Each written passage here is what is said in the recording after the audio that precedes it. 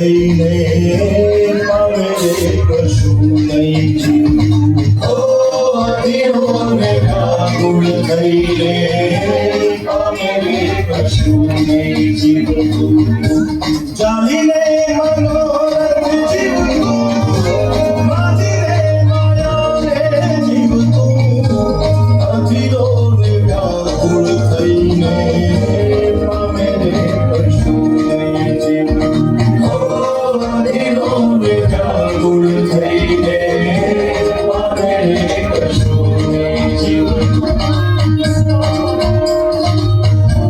બાકી તો બધું ખોટું એક તારો માર્ગ હાચો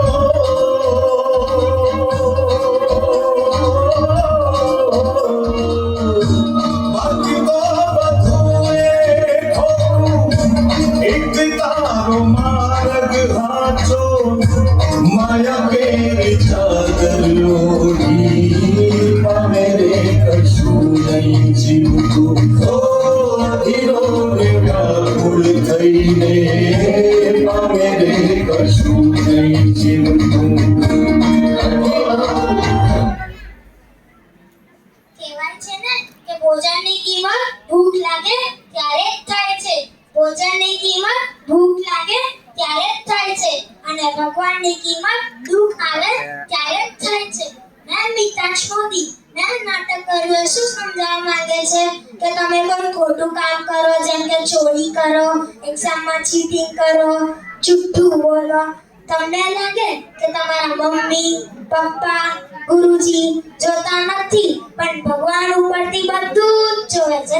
એના બદલે તમે કોઈ સારું કામ કરો જેમ કે સાચું બોલો, સમાજમાં દાન કરો, દાદા દાદીને મદદ કરો, એ પણ ભગવાન ઉપરથી બધું જ જોવે છે. તમે જેવું કામ કરો ભગવાન તમને એવું જ ફળ આપશે.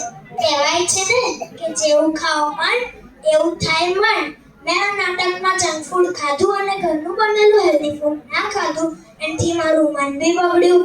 એના લીધે ખોટા વિચાર આવ્યા જેમ કે ચોરી કરવાનો મન થયો, એક્ઝામમાં ચીટિંગ કરવાનો મન થયો અને મારું શરીર બી બગડ્યું.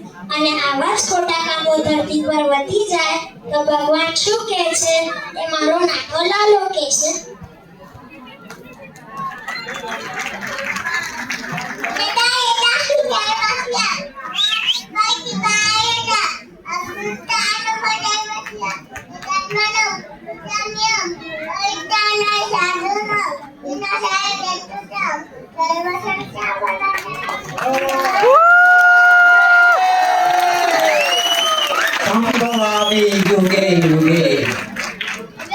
દરેક યુગમાં ખોટા કામનો નાશ કરવા કોણ આવે છે? માંગો વીર અને આપે તીર. એ મારો દ્વારિકાધીશ.